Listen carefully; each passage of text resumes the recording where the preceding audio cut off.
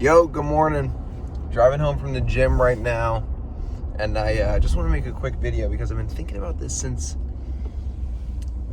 2 nights ago. Last night? 2 nights ago, I think. Yeah, 2 nights ago, right? So I'm in the LB Capital Winner Circle, right, little coaching group. So I went to the mastermind the other day, not the Winner Circle mastermind, but just like one of their general masterminds, which I get to go to. Being a Winner Circle member, I go there, right, and talking to one guy, and the one guy like competes with another big player in his market, right? And I like know the big guy, right? I was like, oh, do you ever compete with XYZ company? And he's like, oh yeah, dude, we underbid them all the time. I'm like, huh? He's like, well, yeah, like they're so expensive, we underbid them, like, and we win all the jobs, dude. It's awesome. And I'm like, okay, I mean, I know there's companies that are exorbitantly expensive and you will underbid. Like, we have them in our market, right? PJ Fitzpatrick. We're going to be cheaper than PJ Fitzpatrick in front of this fucking idiot.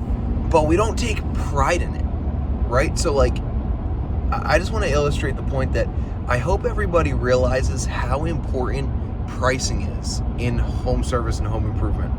If your pricing is not right, and this is crazy to think about, but if your pricing is not right, there is a chance that you're getting closer and closer to going out of business with every job that you take, every job that you win, right? Like, you might get a $20,000 roof, and if you're not making enough gross profit, enough GP on that, that could literally put you closer to bankruptcy than not having won the job at all, right? And it's weird to think about, but if you think about it, right, a lot of people don't think about all of the expenses that go into running a business, right? The CSR salaries, the huge insurance bills, the office rent, the truck payments, the gas in the trucks, the auto insurance, extremely expensive as well. All this stuff, right? So people charge, 20, 30, 40% gross profit, and then they get to the end of the year and they're like, where's all the money, right? They did $1 million in revenue.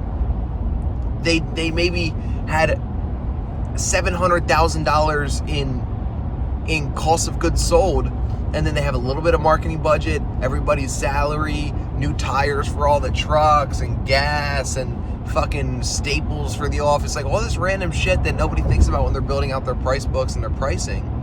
And then at the end of every year, it's like the same thing every year. Where's all the money, right? If you're in that situation, or even month over month, you come out of every month and you're like, there's no, like we did $300,000 in revenue last month and there is nothing to show for it, it's your pricing. It's absolutely your pricing. Keep an eye on your capital expenditure as well, right? Truck payments and all that sort of stuff. But 99%, I think the most overwhelming issue in our space is pricing. And it's a shame because you hear people like taking pride in, oh, I underbid this guy. And I'm not trashing these kids, these guys who it was, right? But the truth is, like, you should take pride in being expensive.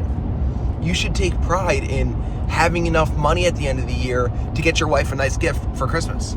You should take pride in setting your family up for the future, right? And if something happens to you, there's an actual business to pass on to the kids, or there's something that your wife could sell or something like that, right? Like, don't take pride in being the cheapest for your customers. Take pride in delivering value, standing behind your work. Take pride in still being around 10, 20, 30 years from now when your clients need you again. Don't take pride in saving them $5,000 on a roof.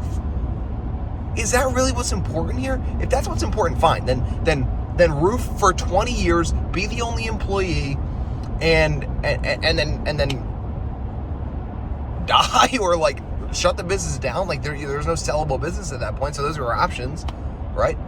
If that's all you want, then go ahead, roof for 30 years, never grow at all. But if you want to grow, you have to fix your pricing. You have to be one of the most expensive in the market. You have to charge a fair price, right? I always tell clients we charge what we need to charge to give you a 5-star experience and still be around 10, 15, 20 years from now when you need us again. So start taking pride in that. Stop taking pride in saving people money.